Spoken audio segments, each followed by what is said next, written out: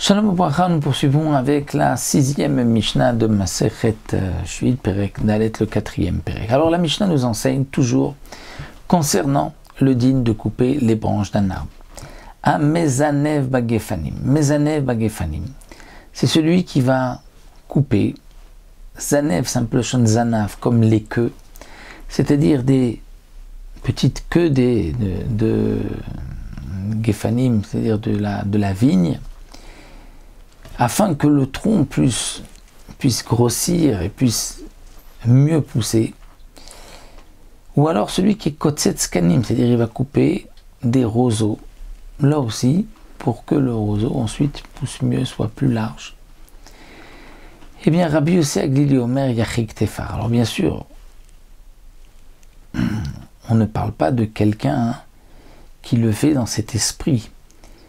On parle de quelqu'un qui veut prendre le bois pour s'acheminer, mais d'une certaine manière, il risque, en prenant ce bois, en coupant, de travailler la terre, c'est-à-dire de permettre à l'arbre de mieux pousser. C'est aussi, on appelle un travail de la terre lorsqu'il arrange l'arbre.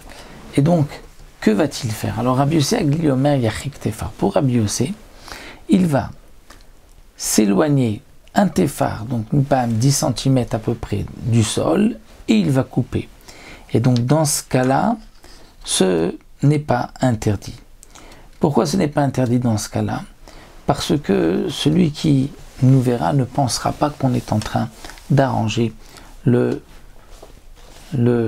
champ, qu'on essaye d'arranger l'arbre, étant donné que on est, comme a dit ici Rabbi Yossé, on est Yachik Tefar, on s'éloigne d'un Tefar, on ne le fait pas au niveau du sol. Donc l'habitude à l'époque était de le faire à moins d'un Tefar. Donc si on s'éloigne d'un Tefar, eh bien là il n'y a pas de crainte. Rabbi Akiva Omer Kotsetz Kedarko.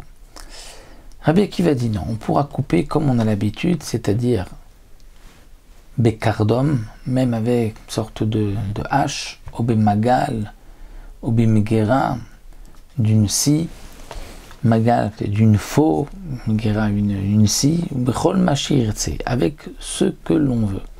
Et pour Rabbi Akiva, il n'y a pas de crainte que l'on va dire, tiens, cet homme-là, il est en train d'arranger son champ. Non, il pourra, d'après Rabbi Akiva, couper ses vignes ou les roseaux comme il a l'habitude, et il n'est pas nécessaire donc ni de couper plus haut que d'habitude et ni avec des ustensiles différents que d'habitude, parce que pour Rabbi Akiva, on ne craint pas que des gens vont dire il est en train de travailler la terre.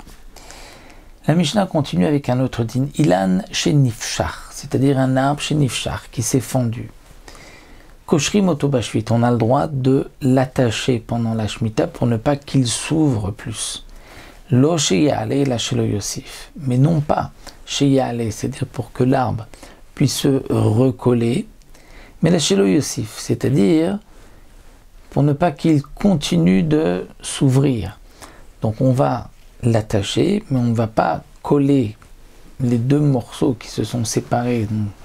L'arbre s'est fondu en deux, on ne va pas coller parce que sinon l'arbre va se remettre, va se repousser en une seule branche, ça c'est interdit.